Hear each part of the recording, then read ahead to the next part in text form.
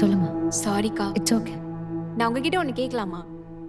எனக்கு தெரிஞ்சே ஒரு 4-5 வருஷம் இருக்கும்னு நினைக்கிறேன். அதுக்கப்புறம் உங்களை இப்போ தான் பார்க்குறேன். அதோட நன்னா வேற ஆயிட்டீங்க. நீங்கள் ரொம்ப மாறிட்டீங்கக்கா. மாறிட்டனா? ஏன் அப்படி சொல்ற? மாறிட்டீங்க இன் த சென்ஸ், அப்போல்லாம் நீங்கள் ரொம்ப ஜாலியாக பேசுவீங்க.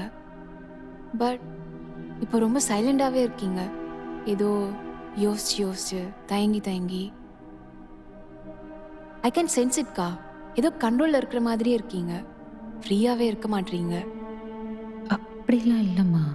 நான் ஃப்ரீயாக தான் இருக்கேன். And I'm happy. நீங்கள் இந்த பிளாக் ட்ரெஸ் மட்டும் தான் போடணுமா? வேற எந்த ட்ரெஸ்ஸும் போடக்கூடாதா? ஆமாம், வேற எந்த ட்ரெஸ்ஸும் போட மாட்டோம். வந்ததுலேருந்து இதை தான் சொல்கிறீங்க. இதை பண்ணக்கூடாது, அதை பண்ணக்கூடாது, இதை சாப்பிடக்கூடாது, அதை சாப்பிடக்கூடாது. நீங்கள் சொல்கிறத பார்த்தா கான்வென்ட்ல இருந்த மாதிரி தெரியல. ஏதோ ப்ரிசனில் இருந்த மாதிரி தான் இருக்கு.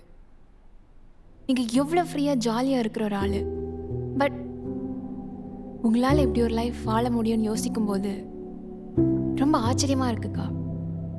எனக்கு எப்படி பதில் சொல்கிறதுன்னு தெரியல. Circumstances and time changes everything.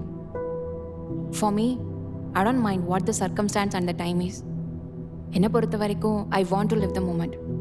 அவ்வளோதான்.